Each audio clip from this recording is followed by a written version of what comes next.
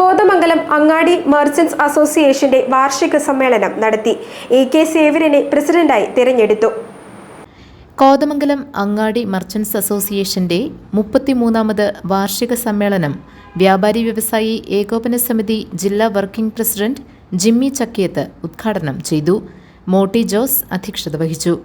EM Johny, Giji Eloor, Asha Lilly Thomas, Renny P Varghese, PM Shamjal, KA Kabeer, Benny Joseph, Sauji John എന്നിവർ പ്രസംഗിച്ചു.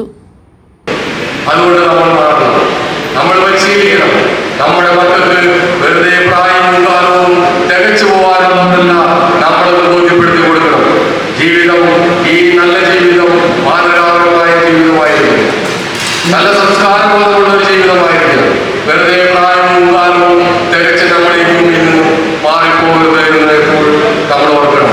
നമ്മൾ കാണിച്ചു കൊടുക്കുന്നത് നമ്മുടെ മക്കൾ കണ്ടുപിടിക്കുകയുള്ളൂ എന്നുള്ള വലിയ ഉത്തരവാദിത്ത ബോധം നമ്മളിൽ ഉണ്ടാകണം. വെറുതെ മക്കളുണ്ടായിട്ടും കുടുംബമുണ്ടായിട്ടും കാര്യമില്ല.